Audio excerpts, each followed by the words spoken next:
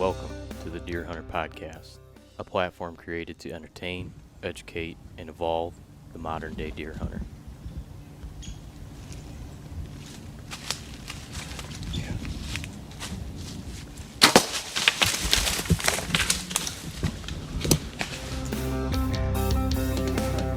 Thoroughly appreciate it. That's all we played tonight. Put your fingers inside my.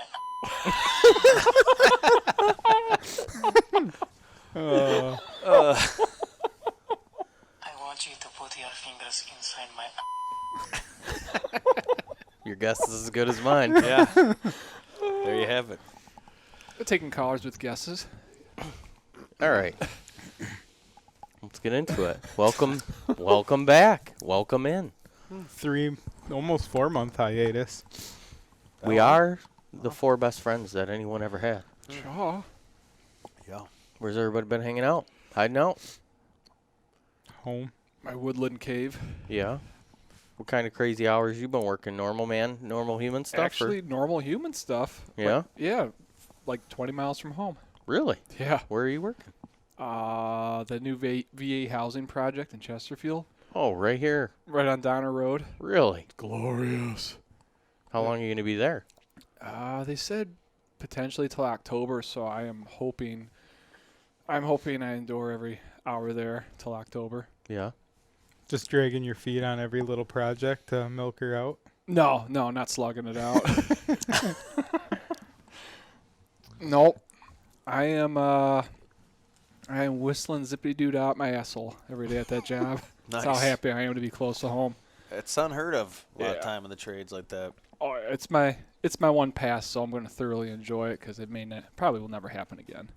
How long you suspect That's you'll being positive about it. Oh yeah, How long you suspect you'll be in that location? maybe October. Yeah, it's amazing. That's a good run. Oh, I'm just so happy to not get on 94 for work every day. No kidding, huh? Dude, That's pretty amazing. back road at M29. I can't even finish my coffee. I'm just not happy. Yeah. I like a Wow. 45-minute drive to work. I feel like that's a good amount of time for me to wake up in the morning, listen to some podcasts if I'd like to. That's kind of like my me time. Yeah, Right. those are nice, but if it was 45 minutes of back roads or just 2-lane state highway or something, not the expressway or Metro Detroit 94 or any of its expressways. Yeah, that doesn't bother me. Especially with the work truck and a gas card. Yeah. A lot of times you're getting paid on almost from what you're in your truck. Well, yeah, that's a big deal for you because you Yeah. drive your own truck and pay for your own fuel, huh? Yeah, I'm only Momo without a work van. It's nice. Oh, It is yeah, it is. nice. Heck yeah, that's awesome. Just blindly merge because you don't care anyways. Not Watch working. out! Watch out Watch for out, those I'm service working. trucks. Not my van, not my problem.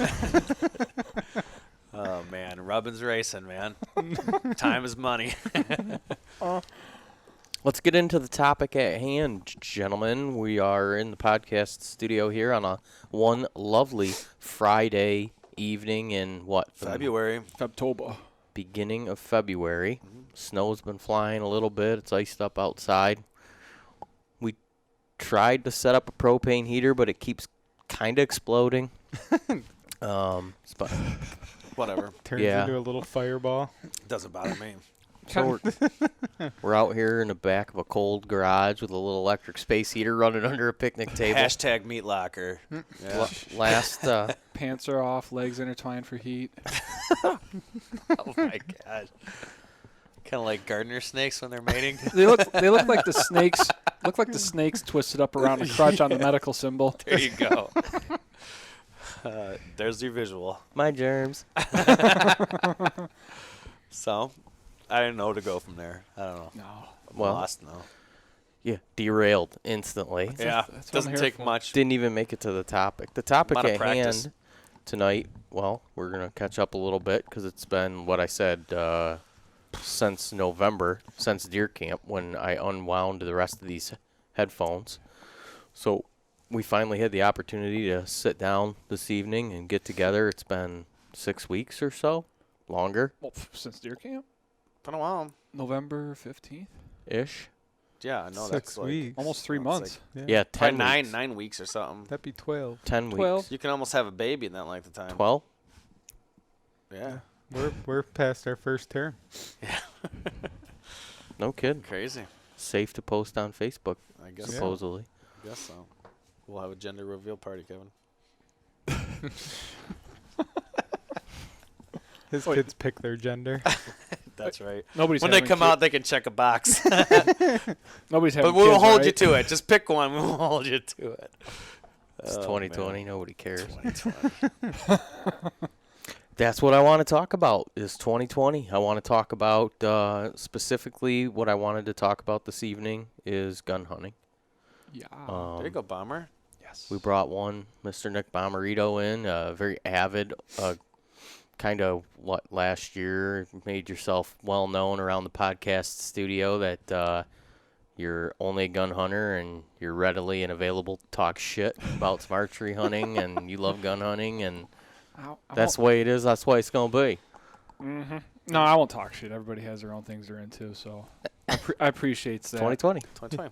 He's an expert in docking and gun hunting. Mm-hmm. 2020. Mm-hmm. $20. $20 is $20. $20. Is it a coincidence? I think not. So I think I've just had this feeling, and it's maybe developed more and more over the last year, that I feel like there's a lot of, in the hunting industry and a lot of people that are very passionate about hunting, kind of look down a little bit on gun hunting.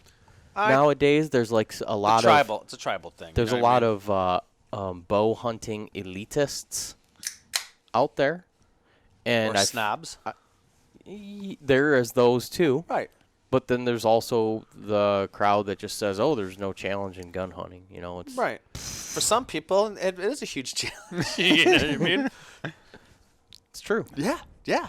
And you can make a hunt as challenging or as unchallenging as you want by regulating what you are and are not going to kill, where you are and are not going to go. Like, Yeah. I there's mean, I've got my opinions on different things between guns and crossbows and all that stuff. I have my own opinions. But, I mean, whatever legal beagle, I'm cool with. And if you got limited time, like a lot of people like us, we're working guys, we like to eat venison. Gun hunting in the last couple of years, and I think you started to say it, and then you started talking, has gotten more and more popular with me personally. I've enjoyed gun season more and more. You know, before it was more like archer, you know. And then gun was like, oh, I just kind of do it because that's the season. Now I look forward to it a little bit more, you know what I mean? It's my better chance of putting something on the ground. And you tend to get more of the traditional camaraderie during the gun season that you don't get as much during archery season. And it's nice to be with everybody and enjoy the hunts, you know, of multiple people on the same weekend. You know, it's like you get to live everybody's hunts, telling the stories and what happened and talking about what you saw and I saw. I kind of feel like when people say gun hunting, they kind of think of it as a generic way to hunt, as whereas a lot of people's exposure to it is drives and party hunting and sitting in elevated box blinds, being Over able a to giant shoot bait pile or a feeder or whatever. 300 yards over cornfields in Yeah. Iowa or Kansas. And I could Or see how you Armada. would say that that's not that, you know, Big of a sport. not or that sportsmanlike? Yeah, that's obviously not the kind of challenge that it is to get within 25 yards of them with archery equipment, right? Correct. Two different types. I think personally, two different types of hunt altogether: close quarters and long range. You But know? I'm saying with what we do and the style that we gun hunt, I feel like it's very similar to the manner that I archery hunt, and I'm really not doing a whole lot different of how I archery hunt. It's just my range is extended from 25 to 75 yards. and basically. your percentage of a successful kill goes way up. And you get to Wear way more comfortable clothes when you're Yeah. freezing outside. You know, you're not worried about, oh, can I draw my trigger or pull my bow back with this jacket on, and are these gloves going to work with the trigger release? way less and stuff. variables in between you and the deer. Right. Yeah, you can get away with some heavier. But I will say, Shoot with mittens, basically. especially I this do. year, my layering system was so dialed in that I didn't do anything different for gun or bow. Yeah. I wear different gloves. That's sometimes I don't wear gloves. Yeah. Yeah. That'll happen. Or bring them. I like the flippy ones. I'm a big fan of the flippies where your fingers are Yeah, air. those are the kind of mittens that seem to keep your hands warm. I know a lot of guys like the muff warmer deals, and I I do think both. I Make did it that really this cold. year. The thing I like is that I can put my gun across my legs in the tree stand and stick my hands in pockets with hot hands in them Yup. and not freeze my fingers. so. Here let's get into the benefits of gun hunting. Let's talk about the pros of gun hunting, because here's what really got me to where I was like, we got to talk about this a little bit. I see these guys online bashing, quote unquote, the Orange Army, gun hunters, deer slayers, whatever, a bunch of condescending terms for it.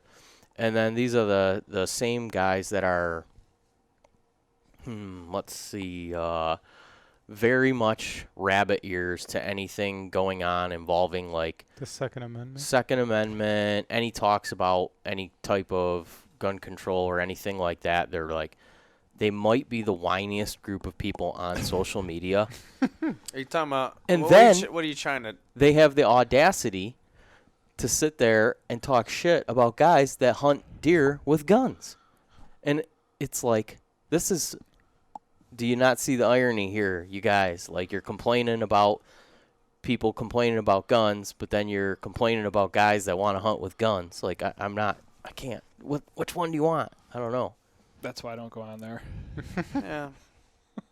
Everybody's got an opinion they feel like they need to share. I understand that, but it doesn't make a whole lot of sense when People don't make a whole lot of sense the more and more. I don't know why I don't understand why. The more I'm on this earth, I understand that. I don't understand why everyone doesn't fully embrace gun hunting for deer.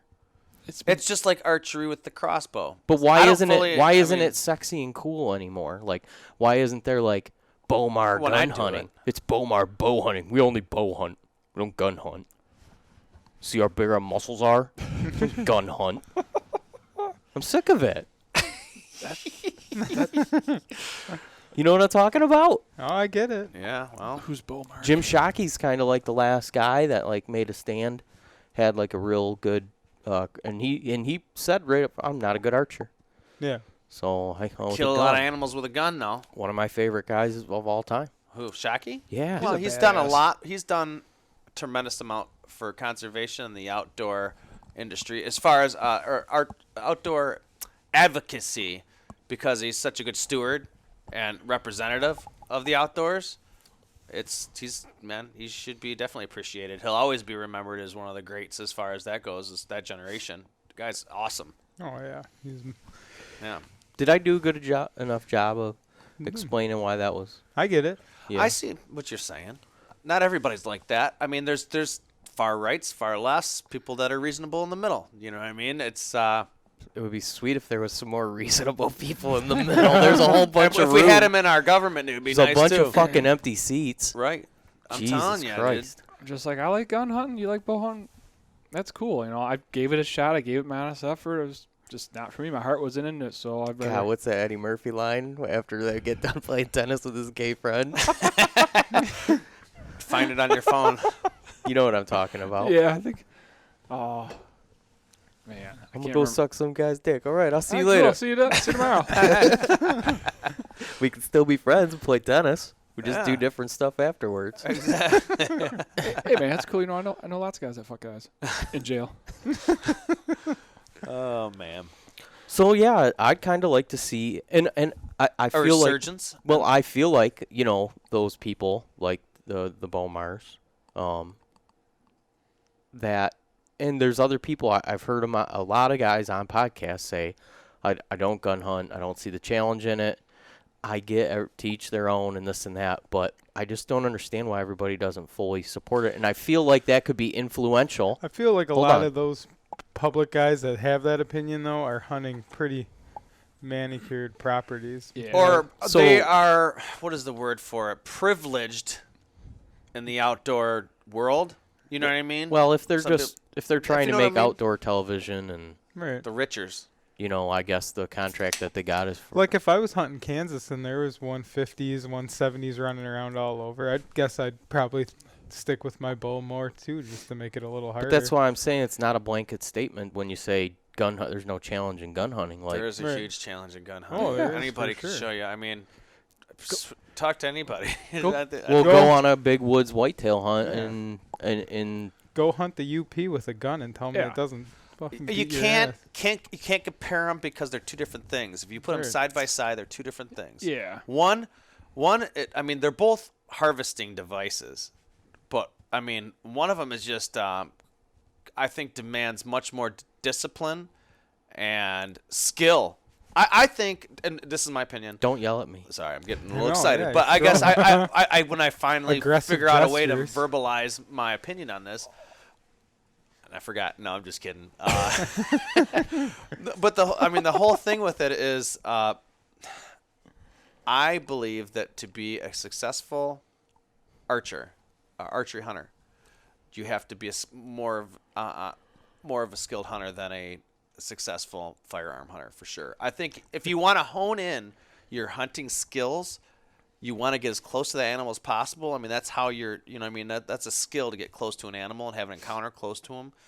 If you can't, if you're always shooting them at far range, you don't know if you've Oh, got yeah. that skill. Yeah, I yeah, think yeah. that's what I would say. Well, I would We'll argue get on into average. we'll get average, into the long range. I'm there's not a long stuff, range shooter. 'cause In I- Michigan, I'm a 100-yard, 150-yard person. That's what I am. Like 100, 150, maybe two, possibly. But I'm not going out really past that. Not in Michigan. I No, I I usually don't have the understand. opportunity to. well, What I want to say is that, to your point, 100% correct. Now, if you take that and carry over, and you take all those skills that you learned And bow apply hunting, them. and you apply that with a firearm in your hand, Correct. you are the ultimate, most lethal whitetail killing machine Right. with mobile hunting gear, a I'd good say layering system, quick and a gun built for killing Right. whitetails. quick interjection. I think that's exactly where we are different than a lot of people. We gun hunt like we bow hunt. Pick That's your how we do microphone it. up a little bit there, buddy. We're a group. Whoa, You know, whoa, whoa, whoa. get. Oh, sorry. I'm not sure what to do with my hands. we get in the bad bush. But no, we hunt the thick shit, and we hunt the way we bow hunt. That's what we do. That's different than a lot of people that maybe just gun hunt. Yeah, 'Cause that's we're what more I'm like- saying. yeah, when the that's- blanket statement, Orange Army driving fields, just blasting away. That is exactly the opposite of how we gun hunt, right? We gun hunt. Run and gun. There's a lot of people that do that though too. Yeah. I mean, We run and gun and hunt bedding areas. So, Right. we need to do a better job of talking about how we enjoy doing it. And Right. and what I was getting to say is that I feel like those influencers and those people with big followings, if we allow them to kind of poo-poo gun hunting, that it will have impact on younger generations. Well- And kids will be like, oh, well, I don't gun hunt. Why don't you gun hunt? It's too easy. See how cool I am, bro? look at these gun. biceps. Bottom of the line is everything I've been hearing. I haven't noticed it, but everything I've been hearing, and a lot of people have been sharing a lot of numbers about the decline of hunters, people that are into the outdoors and that hunt. Actually, I think maybe because I surround myself and I'm fully like immersed into hunting, I see it all around me. So I don't think I think more and more people are hunting. Right. But still, they're saying that on average, the amount of hunting licenses and stuff that are sold, the amount of hunters and new hunters and all that stuff is going way, way down and still on the decline. I was surprised when I So heard why that.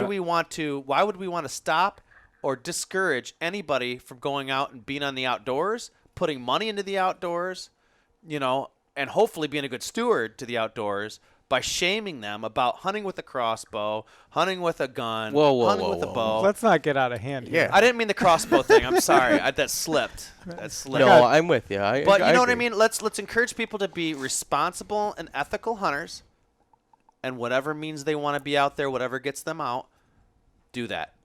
Well, a Do lot that. Of, More people should do that. I thought it. Just I tag mean- before you drag, all right? That's all Tag you gotta know. before you drag. That Pittman Robinson that supports like all the outdoor stuff that tax it. Oh, like, yeah. The shooting sports cover like 60% of that because every Correct. box of ammo and all that. I mean, and a lot of them get pissed because they're like, "Why are we paying this tax? We just shoot ranges all the time." you know, but to shoot our AR, and Right. fully automatic in the backyard. making brass rainbows. Yeah, for as for rainbows. Yeah, no. So I think that's good. We touched on that. I agree. I haven't heard the conversation out and about, and it was just something that more and more was kind of that I was being conscious of, and I wondered if it would pose for less and less younger people being influenced to get into hunting with guns, or deer hunting with guns, or only thinking that, be an exclusive bow hunter. The challenge is whatever the challenge that you make it, right? That's up to you depending on where you want to go, how hard you want to, are you going to try to just shoot a 4.5-year-old deer on public land? Right. You got a challenge ahead of you. I don't care what you're taking with you. The whole thing is personal. Hunting is a personal thing. Make it what it is, what you want to make it. It's like a person creating something. You know what I mean? Like if you were to make a chair or a table, you're going to make it the way you want to make it. Do that with hunting. And all you have is the borders of the law to follow. But whatever inside those borders you want to make it, that you enjoy it, fucking rock it out, dude. You know what I mean? Have a good time. Enjoy the shit out of it and share it with other people. You were saying about that makes you passionate. Yeah. Wearing more comfortable stuff. Oh, yeah. That's a thing about gun hunting. For the most part, you can make yourself very comfortable for long sits. You get to spend a ton of time in the woods. Like midday activity during gun season is usually at the peak. And if it's 10 degrees outside and you got a box blind with a little space heater sitting in it, Rock it it's a out. pretty good day with the buddy in the blind sitting there bullshitting. Yeah. I mean, you're definitely not on like your 100% top of your game, gonna kill a big buck, but man, you have a great day doing it. It's all about having fun out there. It is. Yeah. Deer hunting, more than anything in my life, is it's about the relationships. It's about the time that you spend together. It's more important than the meat. I think Could argue. Or the time you spend by yourself together, but the time you spend by yourself in the woods. Yeah, that people underestimate that time. People don't have that enough nowadays, and people are almost. I'm gonna get a different tangent, but people are afraid to be alone. That's why they're always on their phone, talking or texting or looking at something, even in their car, the whole time. They're I not know. sitting there in silence, just in their own head. When you can take those opportunities that we have in the fall to spend unplug. these big amounts of time by yourself in silence in the woods, you have no idea what that is like mentally, as far as a nothing scares me more than rejuvenate. self-reflection, right? Oh, I'm so wound up by the time a hunt season comes around in general that when I get out in the woods, I need that. That's part of what brings me to the woods, and I think should bring other people to the woods too. You know what I mean?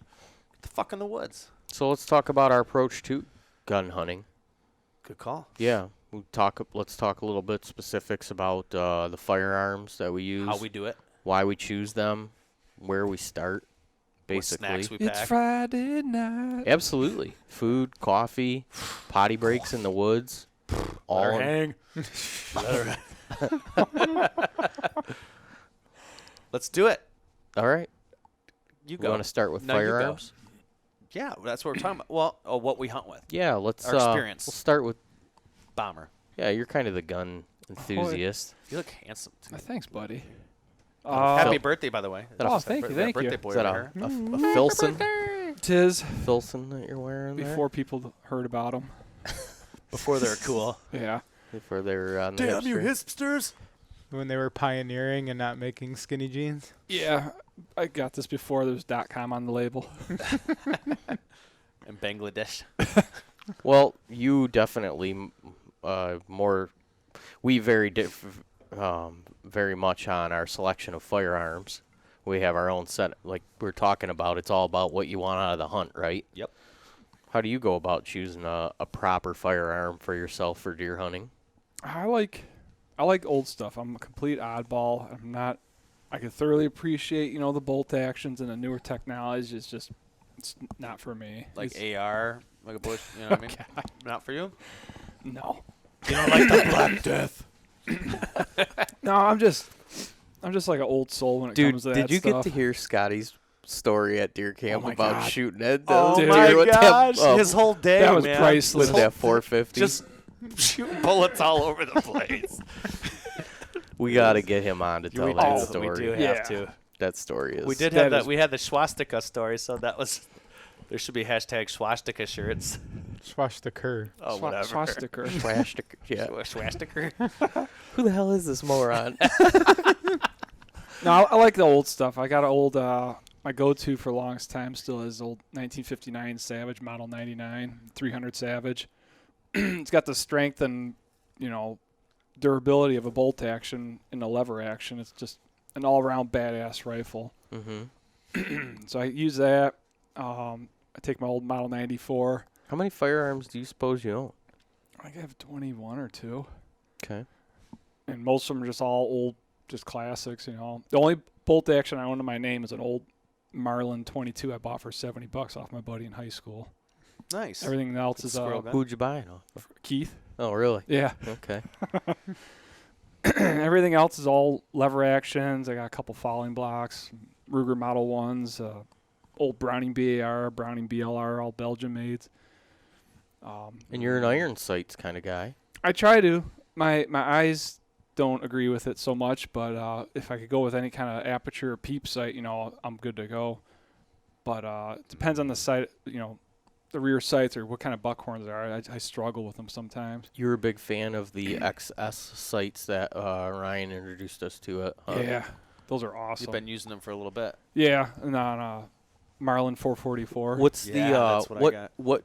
what sets their sight apart? Because I've been hearing a lot, nothing but good stuff about like people. Like I'm shocked at now that Ryan brought it up, how much I see people actually talking about, you know, using their sights. What's the advantage of their sights? Quick acquisition. Yeah, it's you know, like peep sights or aperture sights are overlooked. I feel like, you know. And That's what Hal Blood and those guys love. yeah, They say They that swear by. out to Yup. 100 yards, the peep sight and a scope, you know, even sometimes a little bit pushing out past 100 yards, peep sight and the scope, or iron sights and the scope, are about the same. And where the peep sights shine most is at farther distance. Yeah. Because that front, would it be an aperture foresight? The front sight, whatever the the front front sight. sight, you know, it's larger, obviously, at a closer distance. So it's like having a big pin on a bow. You know, you have more chance for error where you might be aiming within that. But yeah, I mean, they're just, you can see everything around you. I can't tell you how many deer I didn't get a shot at that ran like on an opening day or something, where I'm picking up my gun to try to get them the scope, and I can't get them the scope, and I can see them, and then I'm looking at my scope, and I'm going up and down, and then they're gone.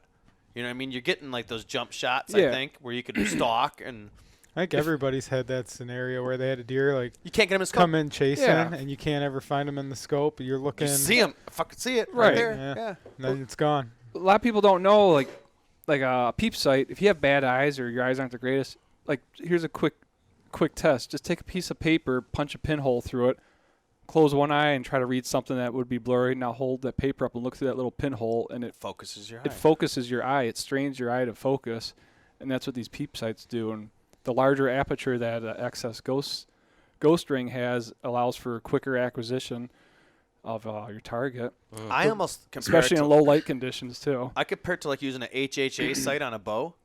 That's what I almost compare like those the ghost single pin. rings. A single pin with, you know what Vertical. I mean?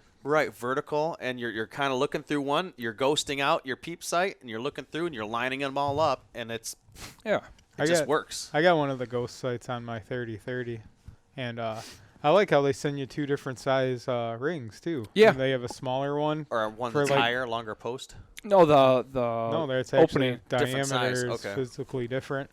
And like if you're shooting longer ranges, like at the range or whatever, you can screw that small one in, you know, and really focus in. But if you're hunting, you can put that larger one in. Yeah, dude. Oh, really? You Yeah. swap them out like Yep. that? I mean, you got to take a couple shots if you swap out that peep. Obviously, you're going to be a little off, but I mean, it's a cool system to have that opportunity to do that. Yeah, the thing that's nice with the XS sight, I've noticed is before that, you know, you had like the traditional Lyman or Williams side mount receiver sight, which is kind of chunky, or you have to drill and tap a hole depending on your rifle, or like a flip up tang sight, like a Marbles tang sight or a Lyman, Right. which work great, but it's just they're kind of vulnerable. It's just like a metal post sitting off the They tang can of get your cracked rifle. off or something like that, Yeah. right? These are durable. Yeah, they're sitting right on the top of your receiver, right by your face. They're you know, they're short, they're kind of stout, and it's just you know, a nice well-machined piece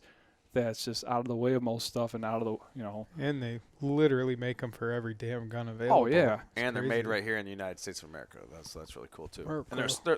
they're a small company. I mean, doesn't consist of a lot of people. Just really cool people. You know, that make nice sites. What's do you know what their website is off by hand so people I believe could- it's xssites.com. Okay. XS sites. Yeah, I mean, I check on my phone. If you Googled XS sites, you would find them immediately. But I'll I'll just punch them in here. X. The Deer Hunter podcast discount go through XXXS sites. XXX. Basically, if you pretty Don't much, get an extra X in there. if you have any kind of Dude, gotta rifle be with careful. factory drilled and tap holes, like a lot of the Marlins or classic lever actions, some muzzle loaders too.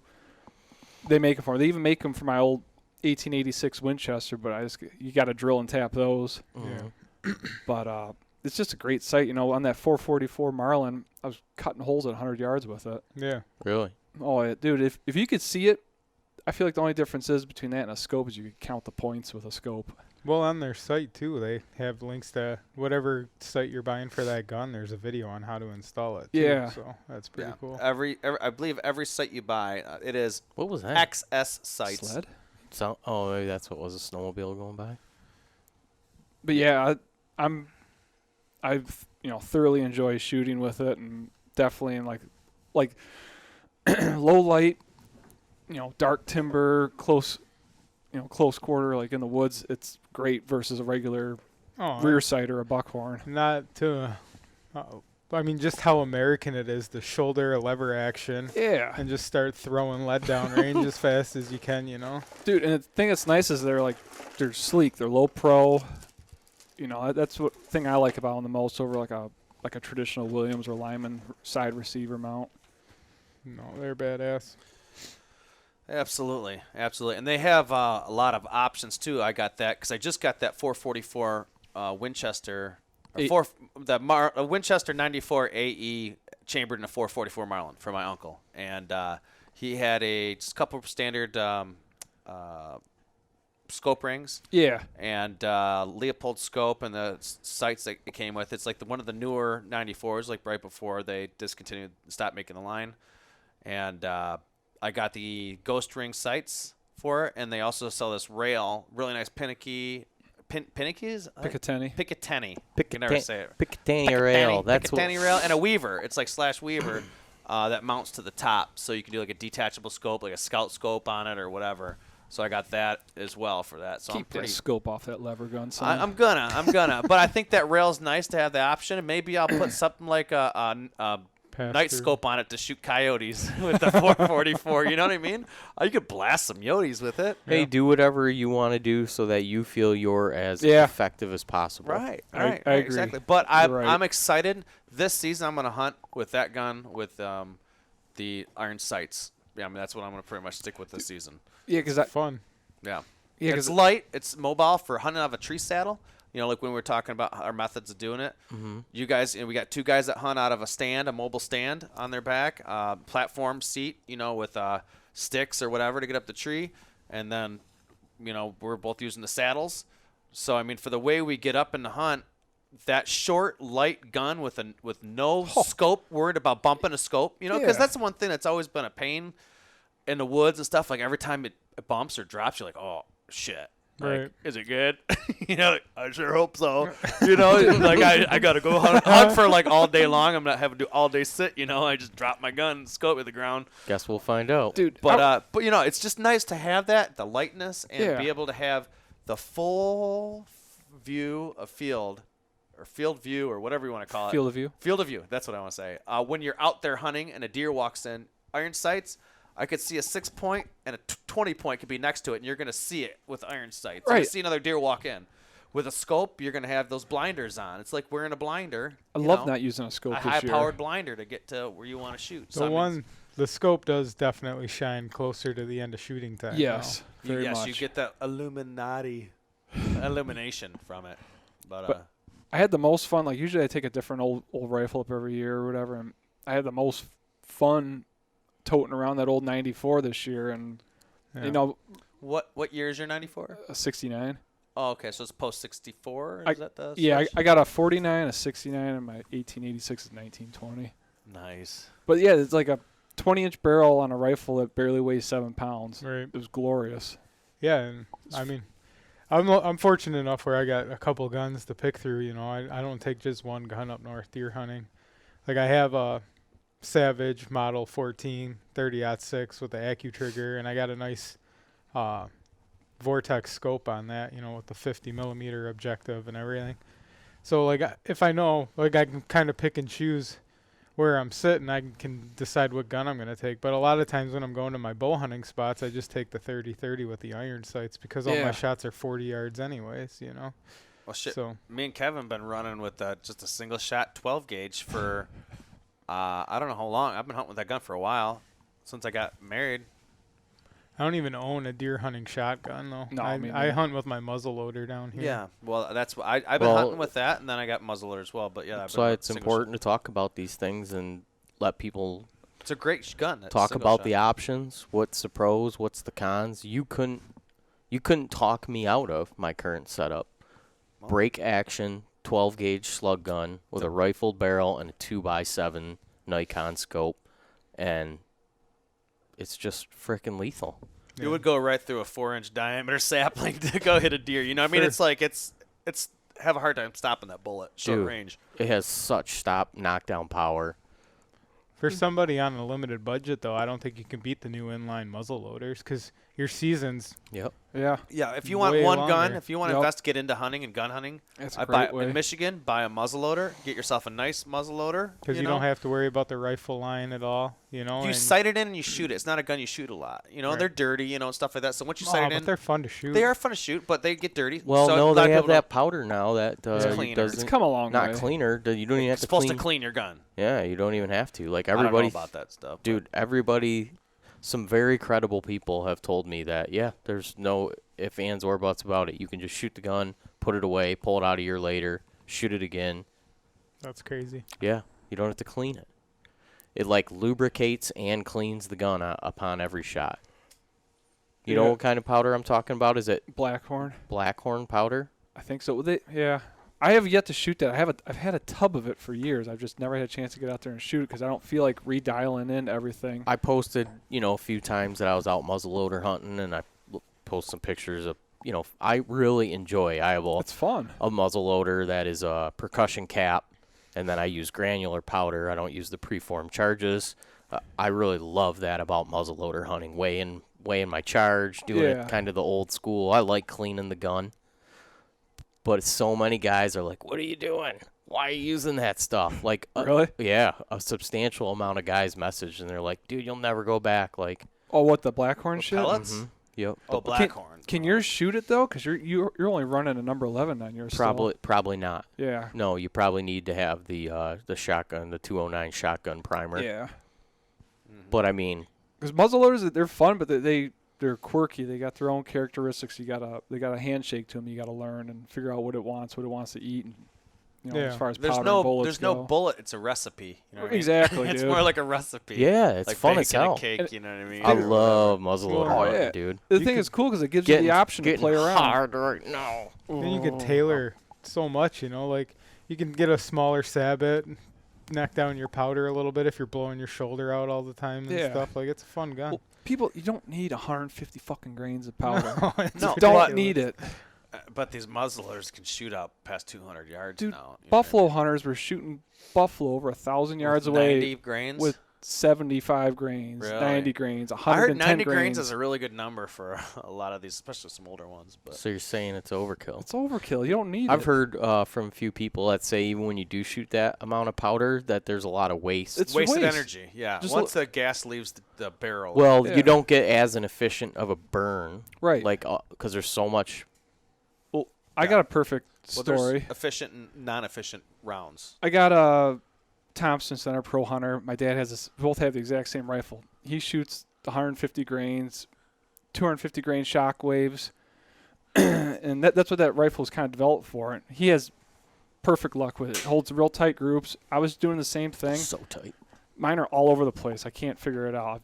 I messed around, and then just for shits, there's a badass muzzleloading shop in Kanoki Township, Kanoki Trade and Pound Post. Trade and Pound. Come on in, trade what you got. We'll Give me you a that pound. pelt. Give We'll you a pound pound. away. But Trade I and called. pound. New website. Right next to the Trade Lions pound Den dot on com. 75. It's like the new Craigslist. Trade and pound. Yeah.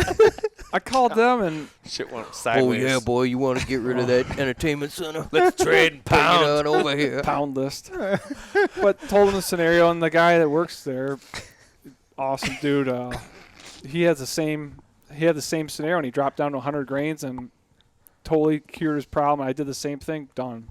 You know, you go to a gun range, shoot 150 grains in the wintertime, and look on the snow in front of your muzzle, dude. You'll be blown away by how many grains are sitting on the snow. Well, and that box of 777 or whatever lasts that much longer too. Yeah. You know, you're saving. Shit. You can shoot for a while on a muzzleloader. Yeah, people like you know, the easier way to do things. I mean, that's why those preform charges got real Idiot popular. proof. But Yeah, they're fun. I feel like my I gun's like- more accurate with granular powder. They say that it's they more. Get a get better more- pack. Well, on I it, can yeah. say on paper that my gun is more accurate Yeah, when I shoot with Loose. yeah. it is. With the looser powder, it packs in more uniformly in the Fine barrel. cut Copenhagen. Because when you reload black powder cartridges, you got to drop it from like a 3-foot long tube because it gives the spacing and length of time when those pellets settle in the cartridge. They perfectly fit like Tetris blocks in there. Because if you were to just take 70 grains of powder and dump it in a 45 casing, it will overflow. Mm-hmm. But if you drop it in a 3-foot long drop tube, you'll have a little bit of space at the top. 'Cause Those pellets are hollow too. yeah, When you drop those pellets in, they're hollow, so it's not 100% uniformly packed like you're saying. It's there. You know what I mean? You've got cavities without powder in it. When you powder, I think there's a you know what you know what I'm Yeah. saying? I always use It's like- the Hornady has those SST sabots oh yeah, where they got almost like a little A stem. pipe cleaner tail off of them, and Yes. you can put the charges on them, so you But can there's have no like powder in there. That's how you pack them. You stack them together. and well you the freeform. 777 pellets stack right on there, and you can Yes. keep it yeah. right together in your bag. So it's super nice for reloading because you just drop the whole thing's In attached. one unit. Yeah, it It's like a just bullet drops without in. a casing. Just Hornaday's done some badass stuff in the world of muzzleloading. Some pretty pioneering innovations, I believe. What I learned this last season, I think it talked about it on one of our last podcasts, was the fouling, plastic fouling of the sabot slugs. That's something important to bring up again. I had big issues with my SSTs out of my slug gun, and I use like a SST bullet out of my muzzleloader. And after you do so many rounds, I think they said like 12 or 15 rounds through it. Plastic fouling will get in your rifle grooving, and standard cleaning products won't remove it. You need something more powerful, and I told you guys about that. My bullets were tumbling. You know, I mean, I was getting bad shot groups, like even close ranges, random. You know, you're just thinking like it's all over the map.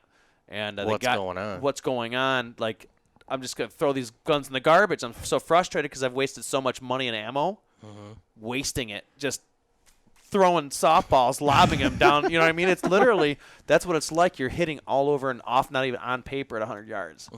I'm talking bad. And he's like, dude, I had a guy with the same gun yesterday, and I've seen it before.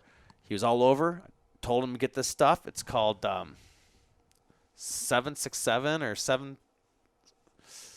Oh man, Was it just break down the plastic or the? yes, it's a very what would it be? Just kind of eats it away. Yeah, I didn't want to say abrasive, but very corrosive type of cleaner that you need to use, not use all the time, and clean it out completely when you're done with it. Like so many brushes through with a bronze brush for your barrel, and then run your wet patches through that, dry patches till it's clean and it's dry. Yeah, I could totally see how that plastic would get in. You can't. Oh, you yeah. look down the rifling, and what I noticed now after cleaning it is you can see the rifling and it looks clean. You're like, "Whoa, that's polished." You know, it's got a mirror finish and it's got a rifling. But when you use that stuff, since I was having that big issue, I looked on for the rifling, the grooves. They were a sharp groove before they were rounded out. That's what it does. It rounds out that sharpness of the groove, and that's what causes the erratic bullet flight patterns out of it. So once you run that stuff through, you're good for like another 12 shots, but then you need to do that again. And as soon as I did that, my gun was just, dude, right on. I was putting almost bullets inside the same hole. After being super frustrated, thinking, 1, I'm a horrible shot. I don't know what the deal is. 2, all my equipment sucks. 3, the world's falling on me. Like the sky's falling because you're like 2 weeks before gun season, sighting your gun, and you can't get it sighted in. You have no idea how small that makes you feel. I feel like you're there'd thinking, are you kidding me? There'd be a variable there too with different guns, and It's the definitely sabot with the plastic. all sabots jacket aren't created things. equally, right? Yeah. It's the different- plastic. Well, that's why I got away from for my muzzleloader. I got tired of. They're great rounds, though. They're great Yeah, rounds, they- but you have to pay attention to that, and I didn't know that. Well, I got So- tired of fighting a plastic sabot down my barrel, so I went to Hornady. Makes these ones called the FPB. Yeah, I saw those this year. They I look nice. love them. That's what I'm gonna sight in with this year. It's the same concept that's been around Like a since the conical? Civil War. It's a cup-based bullet, which is the exact same design as a mini ball Mhm. that they used in the Civil War. What happens is it loads so easily. And it's got good seal. It seals Yeah, the barrel it up seals really good. when you shoot. When the powder detonates, that cup base of the bullet expands and it flares out like a skirt and catches your rifle. Fills all of it. Oh, yeah. So you don't have any plastic fouling. You have easier loading. Good rotation on the bullet. Yeah, and they just shoot great. You know, what is it? It's a FPV. Hornady what? Hornady FP. yeah, Hornady FPB. I think they sell them FPV. in 15 packs. They have 300 and 350 grain. Maybe Ooh, I'll I try like that it. this year. Oh, it sounds good. Dude, they are awesome. They are. I just got fucking sick of trying to jam a SST or a Shockwave down my barrel and just I was gonna switch over to that Blackhorn powder and those this year. I Yeah. figured it's the time. If I'm gonna switch one thing, I might as well go Yeah. full circle. Because I've been putting it off for a couple years because I just didn't want to sight my gun back in, But I got a new scope for it and everything, so it'll be a brand of muzzleloader that shall not be named on this show anymore. But yeah, I like I used a 777 with You the can- FPBs and real happy with it. With a RWS. What the hell? No, I actually use a 777 primers. I think it's worth mentioning if anybody's going to buy a muzzleloader, spend the money, get something American made or a higher quality gun. There's options like Knight. Thompson, Night, Knight. Knight's Thompson expensive. Center. You shell out some. If you can for find an both old of them. white, my dad has an old What's white. the one that the Big Woods Bucks guys that they're Woodsman made? Yeah, arms? the Woodsman's arms. I Those honestly are amazing. know what- Have you spent Yeah. much time looking at them? Have you ever looked at them? Yes, they're nice. Oh my gosh. I think if you're going to save your money, though, if you want to save your money and you want to go inexpensive, the best inexpensive one is probably going to be one of those traditions. I've hunted with traditions before, and I like them. If you're going to go cheap, just go real cheap or spend the extra money. I wouldn't go mid-range on a muzzleloader. I would just go cheaper all the way. see, I shoot a CV. What? I thought we were run. What? No, What? No, And we're I gonna like it. make mention of it because My gun shoots good. My CVA shoots pretty good. yeah, but so many people that now that like having done this for 3 years and talking with a lot of people have had issues with CVA With guns. that brand B. I mean, multiple Brand people C. that I know personally, it's Yeah. cost deer and time in the woods. So Right. it's worth mentioning because anybody can have a good social media push nowadays and endorse people and have people pay for campaigns. Sometimes it's hard to tell boy, I don't know what to do here. It's worth mentioning that we know of them having some mechanical failures and might not be in the best interest. Even if you are trying to save money, it might bite you in the ass long term. Maybe spend a little more and get something American made up front. I think short on it, but good and bad. I think the biggest damning You know what I thing was mean? the whole response to a warranty issue. Like everybody's We don't gonna need to have- get into specifics. Yeah, there was No. the I just wanted customers. to cover it. For me, customer I service know. experience was it. The gun, I've killed deer with it. Okay, I see where he's going. The gun, I've killed Yeah. deer with it. It was just it was more It of was the customer more of just experience. a warning. Like you It was get the back end experience. I don't know. every mechanical device has failures. Like even I'm sure TNC has had muzzleloaders fail, but you don't hear the horror stories about the warranty getting it just- covered and whatnot. It was So it was just a stuff to consider. less than Yeah. flattering experience, I think, on their end. So let's talk about other guns, Other guns. outside of muzzleloaders. We're gonna have to wrap this up here in just a few minutes. New guns. I think it's just really important to say that like the gun has to be comfortable for you for your specific needs. Like I know that my gun has to have a short stock because like what Drew was saying, that time of year, Yeah. you're never going to be wearing just I mean it can vary if you T-shirt. live down south, right? Right. A lot of people are listening to this. Here where we hunt in the Midwest, it's going to be cold. You're going to have layers on. It's for me, I don't have real big long arms. You're different scenario, right? You can probably swing any freaking gun out no matter what you're wearing. But for me, I got, shorter arms, and if I have bulkier clothing on, it's really nice, and I'm conscious that my hunting gun has a short stock, so I can shoulder that gun in just about any position without rubbing or bumping or any of that. So for me, that's why I love that 12 gauge H&R. It does have a short stock. I have the synthetic stock with the non 10 gauge barrel. It's a very light, maneuverable gun, and with the 2x7 scope on it, it is just, it's light. It's never failed me. It's a very simple gun. And you say, most guys do have a lot of, or a few different guns or whatever.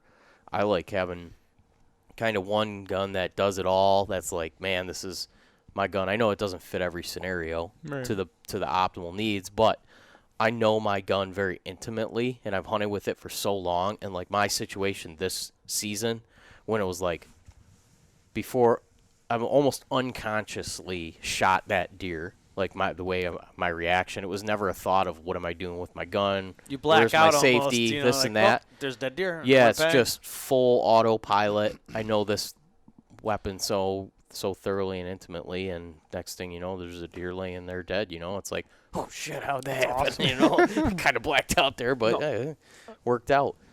But if you switch up things often, and there can be things that happen. I see that happen a lot of times. When guys are switching gear back and forth, they'll have little mishaps that could have been avoided if they knew their gear just maybe a little bit better. A little more intimately. Yeah. Yeah. The thing with a shotgun too is that, you're pretty much guaranteed whatever. If you're going out of state to hunt or whatnot, you're not going to have to worry about a firearm restriction. If Yeah. And you're they already shooting a slug gun. they have rifle-like accuracy to like 200 yards now. Yeah. You know what I mean? So Yeah. they're just like a rifle to 200 yards, except they've got more kinetic energy when they hit because usually the grains are far heavier than a rifle round. So once that softball hits them at 100 yards compared to like I think it's a pellet gun, you know what I mean? I think it's equivalent of 72 caliber. Yeah. I've never had any issue with a firearm putting too small of a hole in a deer, though. Anyone that I've ever hunted. I've seen some guys shoot deer with 30-06s and 30-30s with core lock and not seen a very impressive. Well, core lock's not Boo. fair. That's the worst ammo ever. Fuck yeah. I've got to go. I'm doing the dance. Doing man. a dance. You're doing the pee-pee dance? Go Yeah. ahead. All right. You hit it home this year, Drew, when you were toting around that 30-06 this year. I remember you said right at the end of camp, you're like, screw this weight, I'm going back to my 94 next year. Yeah, it was a heavy gun to haul around. Oh yeah. Especially when you got a tree stand and all that shit on your back. Yeah. I brought that BAR up there. I had that 7 mag BAR. I didn't get a chance to use it, but I brought it, just like a backup or whatever. But that thing, dude, that thing is a pig. It's so heavy. Like that's Prairie dogging out of there. Oh, if people could just see inside the studio right now, huh? It's borderline like we're in an ice shanty right now. That's what I said, right? I compared it to when I said earlier, just sent out a little group text saying, hey, dress for ice fishing, and you'll be comfortable. it's very Simcoe-esque. Mm-hmm. Yeah. So I'm going to, on your recommendation, anybody that's followed along with the show for the last couple years knows that I'm a jerk and my gun's been broken for like 2 years and doesn't eject shells all the time.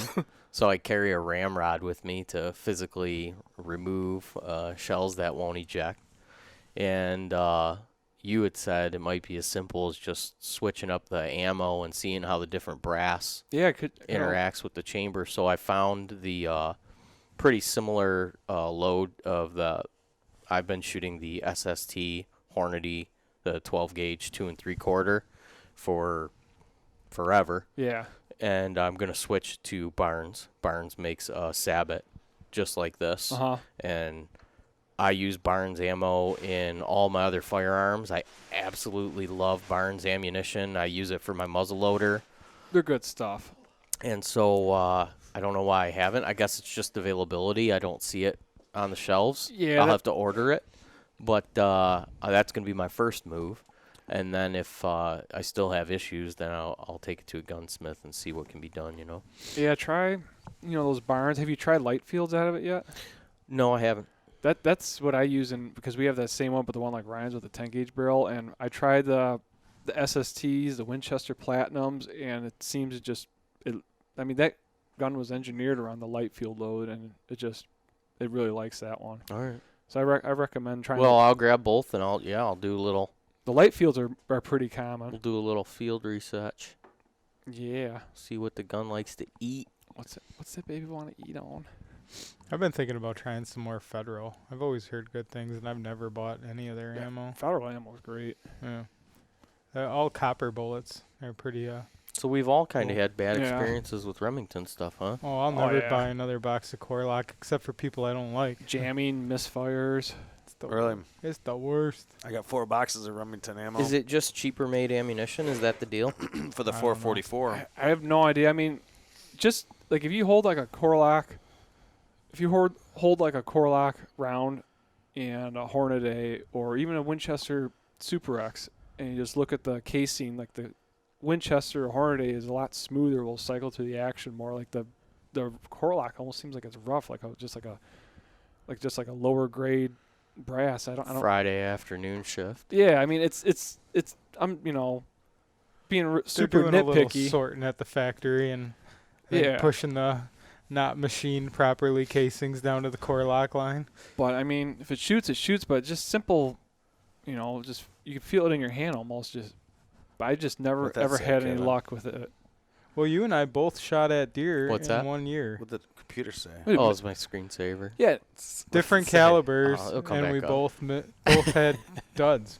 dude, I that- mean, two different. I was shooting a 30-30. You were shooting a 30-06 in the same season. Yeah. That's both nuts. Corlock, Mm-hmm. just fucking duds. It's crazy. No shit. yeah. I feel like there's probably a lot of Corlock in people's Enthusiasts. guns cabinets that probably should be retired too, right? Right. In its defense. Yeah, It's- it yeah, has I would the just shelf toss life. it in your next fire.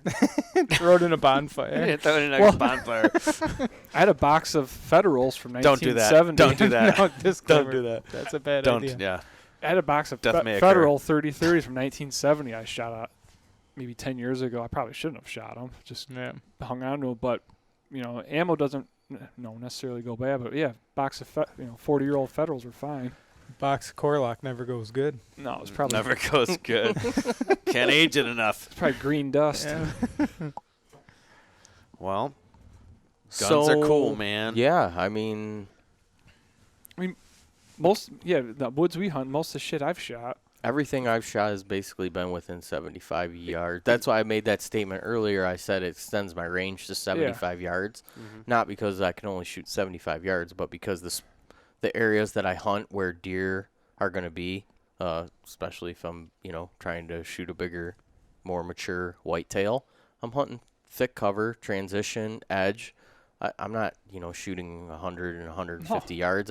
Doesn't exist up there. Most of the time, it's I'm sub basically 50. hunting in the same places that I bow hunt. The only difference is I'm stretch my visibility out a little bit. Whereas with my bow spot, I might be trying to get into a micro funnel of 30 or 40 yards. Whereas when I'm gun hunting, it's nice to be able to see 100. Yeah. But most of my stuff, that's why I like that 2x7 scope. The deer I shot this year, I don't think he was 20 yards, and that's happened a handful of times, and I don't think I've shot one out past 75. Honestly, this year, thanks, buddy.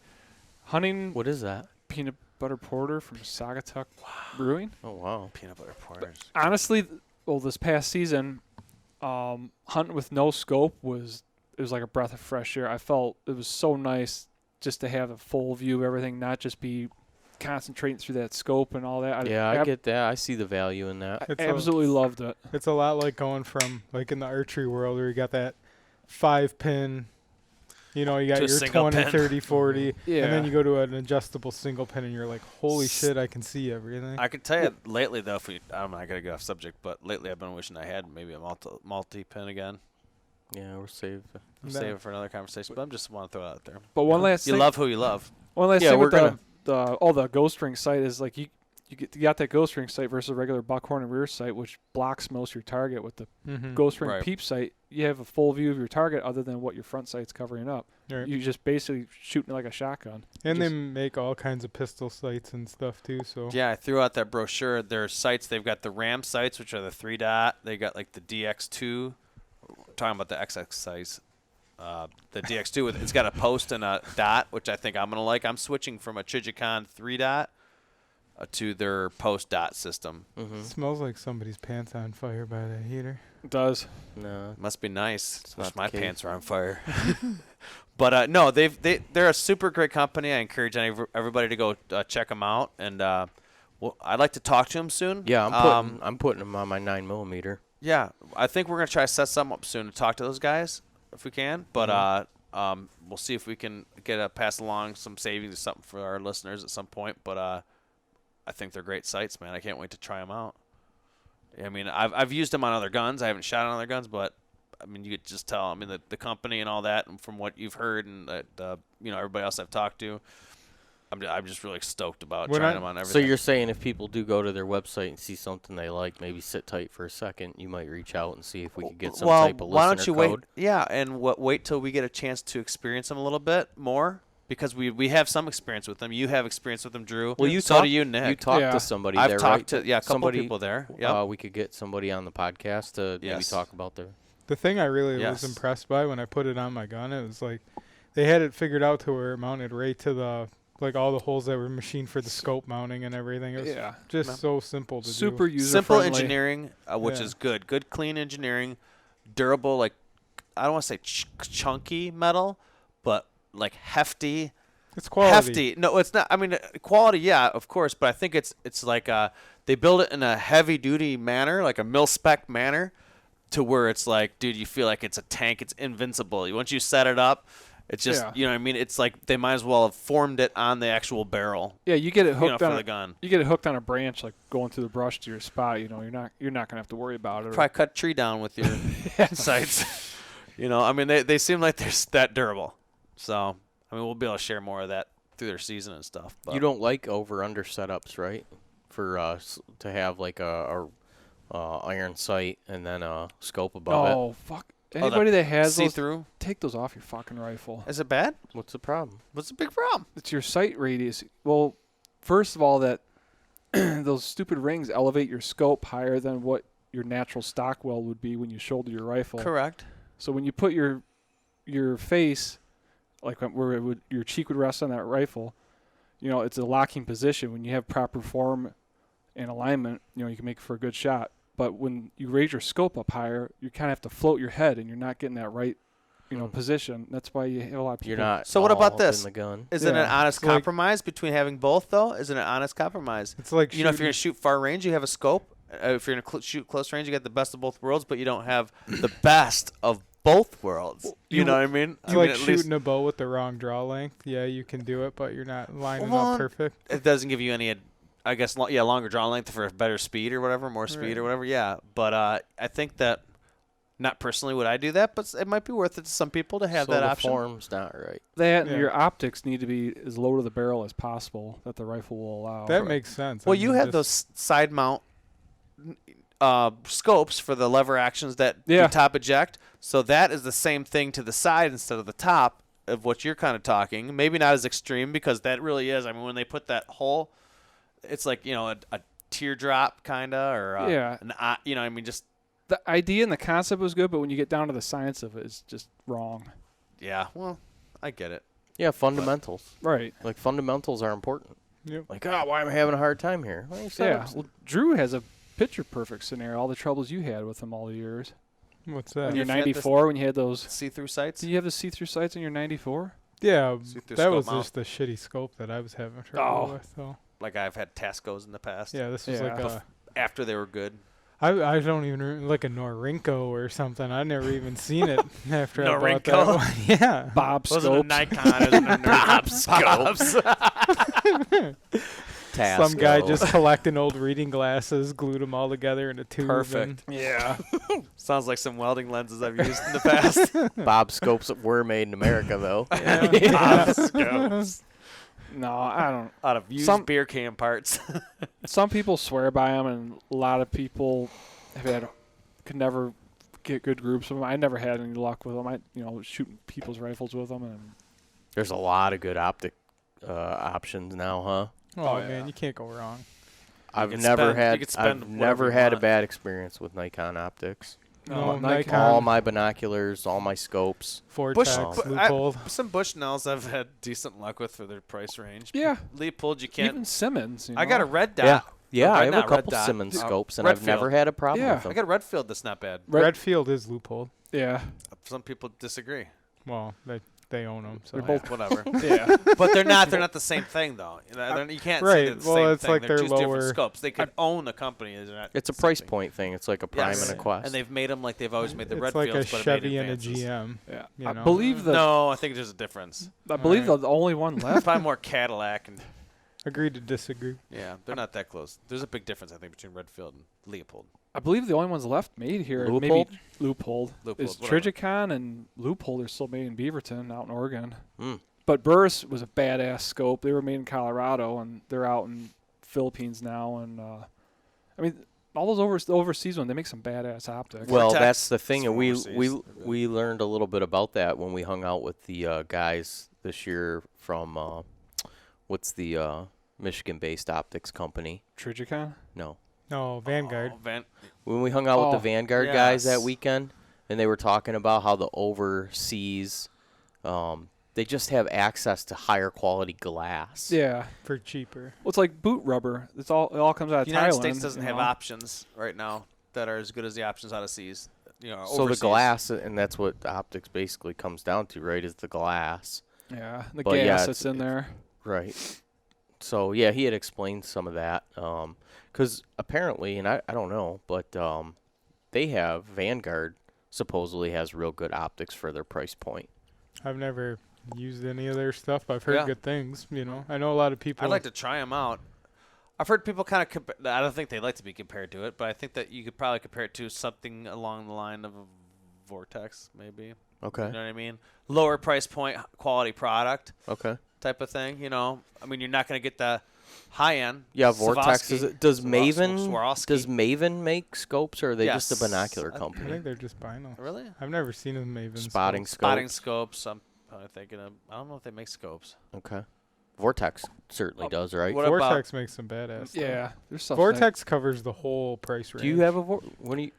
You guys got me Vortex binos for my wedding. Yeah. I got I absolutely love them. But Vortex all my optics on all my rifles that I like to put them on, they're all Leupold VX1s and VX2s. I have a Diamondback scope on that Savage, and I love it. That was a nice scope. It's got the ballistic Vortex? drop reticle. You know, Yeah. It's a, and- a Vortex.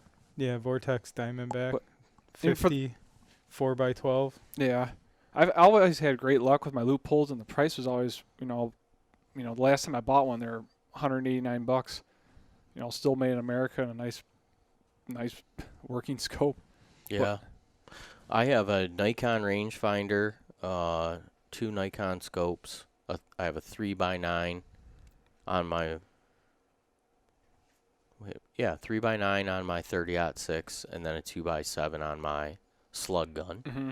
and then a set of binoculars, Nikon binoculars, and I've just had that stuff for a long time. Never had issues Yeah, with it. It's been tried and true for me. I've had some issues with Bushnell binoculars. I had a cheaper Bushnell scope on a I've had 22. Them fog up on me. Yeah, I got an old American-made Bushnell on a Ruger Model 1, like from the early 80s, and it's beautiful. I've never had an issue with that one. Mm. But anything newer Bushnell just never really seemed. What's the scope on your gun? Which one? No, you have a scope on your slug gun? Yep. What is it? Redfield. 3x9? Mm-hmm. Yeah. I like it. Those old Redfield wide views are awesome. It's not a wide view, but it's a 3x9. I got a Redfield, an old Redfield on that. A I got 40? a 22 250. It's just a planking gun, for shooting coyotes and stuff. But that's a fucking badass gun. Yeah. That round's awesome. It's wicked. I'd like to get a 22-250 someday. Well, I That's suppose on my list. what we can do is I just want to make it known that we'll be trying to be conscious that we put out more gun hunting Yay. content this From year. an amateur level. Talking, specific tactics for setups. Gun hunt like you bow hunt, we'll call it. Yeah, pretty much. Gun hunt like you bow hunt. Mobile gun hunting. Yeah. I don't think that's really caught on Close yet. range. Like the advantage of the Close mobile range, hunting mobile, like yeah. you do, just like you'd bow hunt, beast gear, the whole beast style thing, the whole approach. But then you just have a badass freaking firearm in your hand. And You you take could it be to a little 'em, more man. selective too if you're really, if you're out there and you want to kill something, an older age class. How I think to the- gun hunt without looking like a dicky mo? I think that the biggest difference, one of the main factors, is that either you wait till they come to you, you take it to them, and we're going to take it to them with our guns. We're not, we're not sitting there waiting to see if they pop out in the field or something. We're going to go take it to where we know they're at or we think they're at through Yeah. our, That's basically one of the big differances. The way we Yeah. do it is Oh, we don't wait till they come. We We just go did to 'em. mention, about the long range shooting thing. And I said- Show right, yeah. And I just don't see the bunch of fun in it for hunting. I mean, if it's your only opportunity and it's an animal that you really want to take, dude, if you're good with the shot, take the shot. Like, take the shot. But Me personally, I like to have those close encounters Yeah. too. It's Gets your heart going a little more. yeah, for I don't. sure. I don't like. I don't know. It's just my own personal opinion. Anything over 200, there's just so much more potential for things to go wrong. Or I'm sure it's a lot different out west, right? yeah, well, I Guys, I mean, see my dad drop an antelope almost 400 yards. To me, it's a little less personal. Killing a deer, farther the deer gets away from you, it's a little less personal, that kill.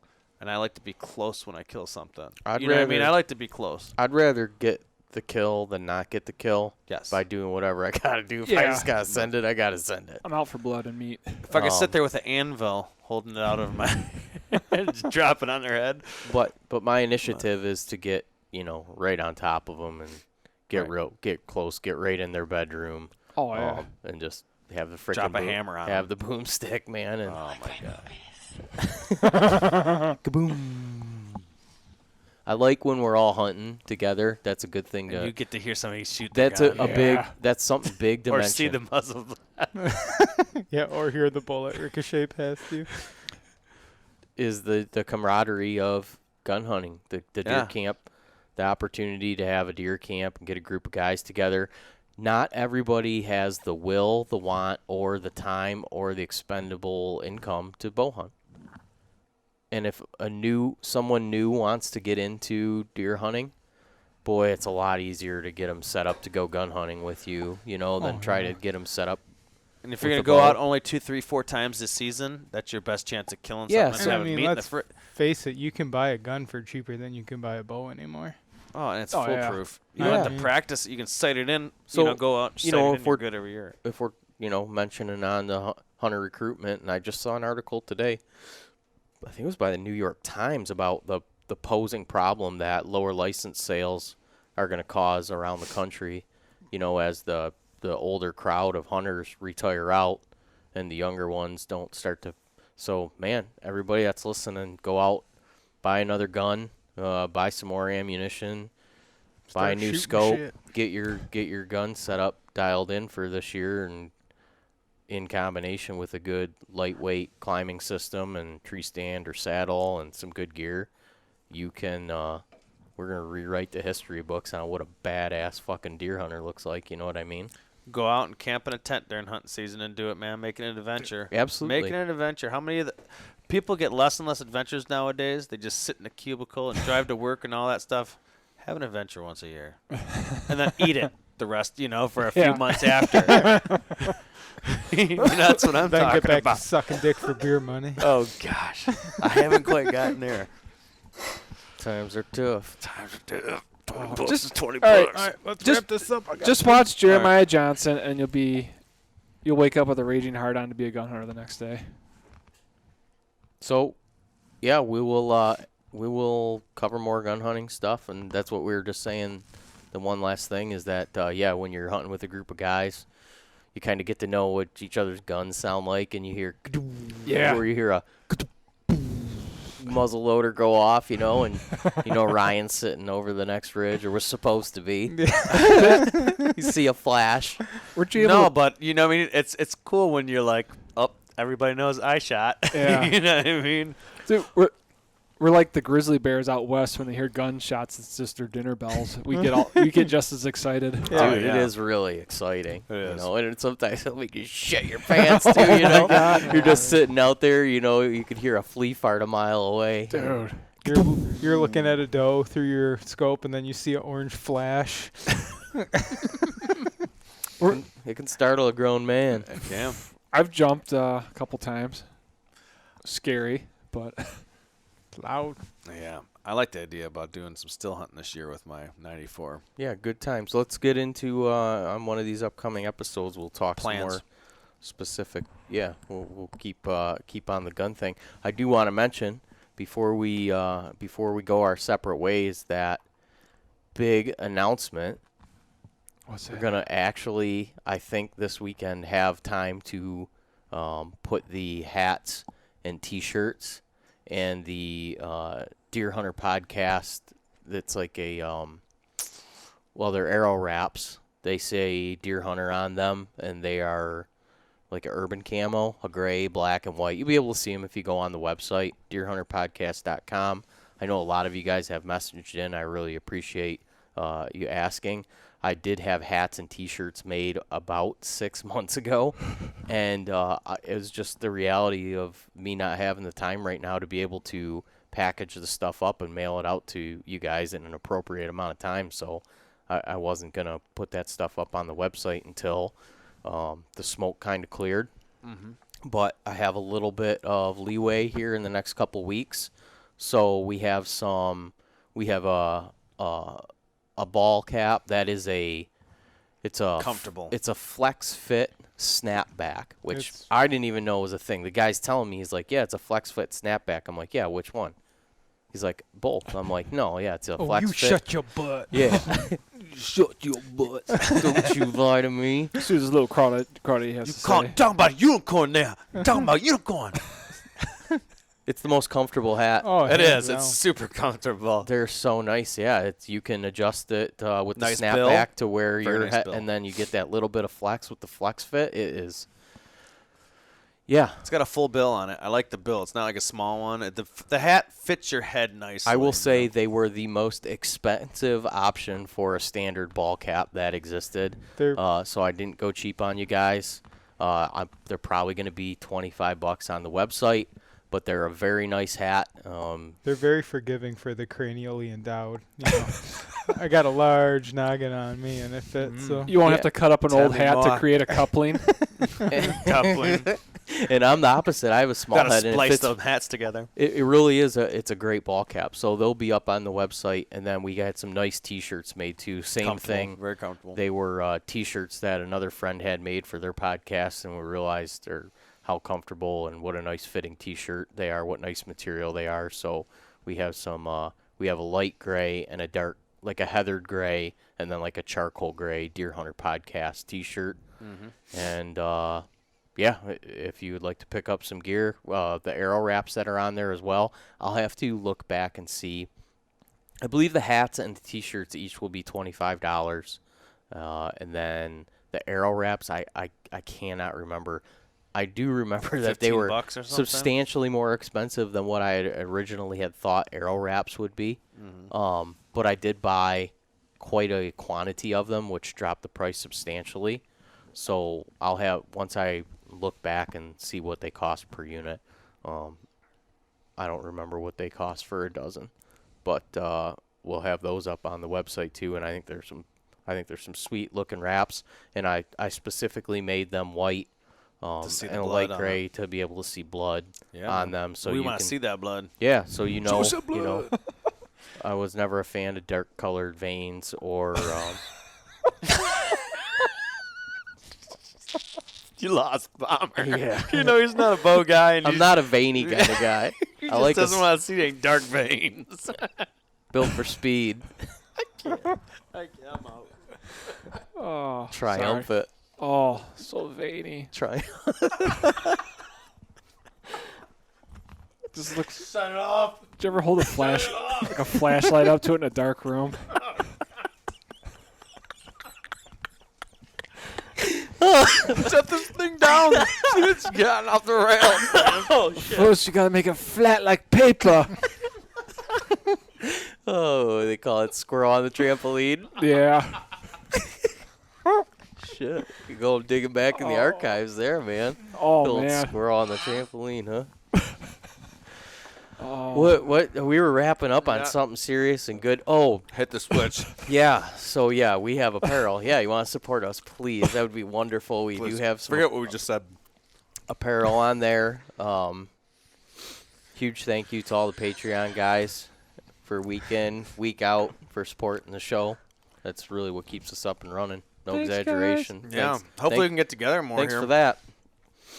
And the hats and T-shirts, really for what they cost to get put together and mail out and do all that, it's not really like a profitable thing. I mean, people that have apparel companies and sell large volumes, they can make some money, but that's not what's happening over here. And plenty of them go out of business all the time trying to do it. I so. want to get some other. I want to maybe get a couple different hooded sweatshirts or long sleeve options. What about some underwear, man? I also Ooh. Yeah. I want to buy like the hats and the T-shirts and the long sleeves. I want stuff comfortable that you're gonna wear out in the woods, go hunting in. So Date night. once this stuff goes, hopefully we can roll the money into another. There's been a ton of requests for the tactical whitetail assault team shirt. Yes. In an olive, like drab green with black lettering. Thought it sounded really good. Should get some night vision goggles branded. We are so good at gun hunting. How'd you guys get so good so fast? Big bucks move in the dark. Every buck's wearing his nightgown. Cross dressers. All right on that. Thanks for listening, everybody. We'll catch you back here next week at the Deer Hunter Podcast. Thanks for coming Adios. by, everybody. This Yeah. was really Thanks for having enjoyable. me. I Loved really, it. really. Bye-bye. Next time, better have deviled eggs. Oh, tell them my gift I brought you over tonight. Oh yeah, Bomber shows up with a frozen heart. How did you get my deer heart? I think He's had your heart since last deer season. Well, you don't gave know it if we one won, night at last. so. Tell the one story night about last how deer you got my season. heart. I think it was like It was through your just butt. like a Sucked your heart out.